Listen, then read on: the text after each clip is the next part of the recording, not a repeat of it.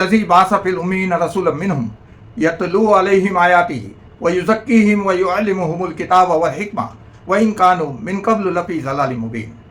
عزیزان محترم، آج ہم نے کہا تھا کہ پہلے سورہ صف کی جس آیت کو ہم نے پڑھا اور نبی اکرم صلی اللہ علیہ وسلم کے بعثت کو سمجھنے کی بعثت کے مقصد کو سمجھنے کی کوشش کی، آج ہم اسی کے آگے کہ اس مقصد کے حصول کے لیے حضور اکرم صلی اللہ علیہ وسلم نے کون سا طریقہ تربیت اختیار کیا،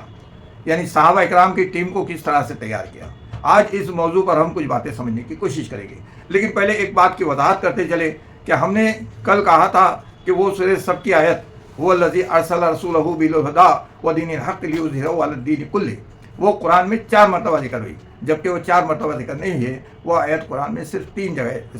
ذکر کیا گیا ہے۔ اور یہ آیت جس کی تلاوت اس وقت میں نے کی ہے، یہ قرآن مجید میں مختلف مقامات کے اوپر 4 مرتبہ ذکر کی گئی ہے۔ تو یہ ہماری مسنگ کے بارے میں تھوڑا خلاصہ کیا، قرآن کا معاملہ اس لیے تو اللہ تعالیٰ نے یہاں پر بہت واضح انداز میں کہا۔ پھر سے کہا گیا ہوا کا صیغہ پہلے بھی استعمال ہوا تھا اور وہی ہوا کا صیغہ یہاں بھی استعمال کیا جا رہا ہے کہ وہ اللہ ہی ہے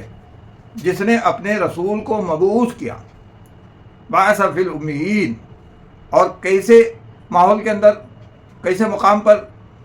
اور کیسے جو ہے ایٹماسفیئر کے اندر، جہاں کے لوگ زیادہ تر لوگ الٹریٹ تھے، امی تھے۔ یہ بات عام تھی عربوں کے بارے میں کہ انہوں نے مدرسوں کی یا تعلیم گاہوں سے تربیت حاصل نہیں کی تھی، اس لیے وہاں کا لٹریسی ریشو ہم دیکھیں گے کہ دنیا کی دیگر قوموں سے پیچھے تھا۔ تو اس لیے اللہ تعالیٰ نے یہاں پر اسی کا ذکر کیا اور کہا کہ هو الذی بعث فی الامیین، امیین کے یعنی کم پڑھے لکھے یا جنہوں نے مدرسے کی تعلیم نہ حاصل کی ہو، ایسے لوگوں کے درمیان انہی میں سے ایک رسول۔ یہ بہت اہم نقطہ ہے،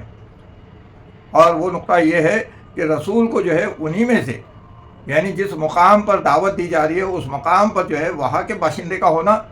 بہت زیادہ اہمیت کا حامل ہوتا ہے، اس لیے کہ اس کی زندگی کو جو ہے لوگ اس کا مشاہدہ کرتے ہیں۔ اللہ کے نبی صلی اللہ علیہ وسلم نے بار بار مشرکین مکہ کو یہ کہا کہ کیا تم نے مجھے جو ہے اپنے درمیان کیسے پایا؟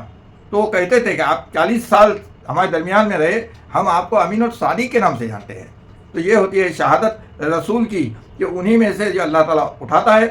تاکہ اس پورے معاشرے کو جو ہے اس کا گواہ بنا دیا جائے۔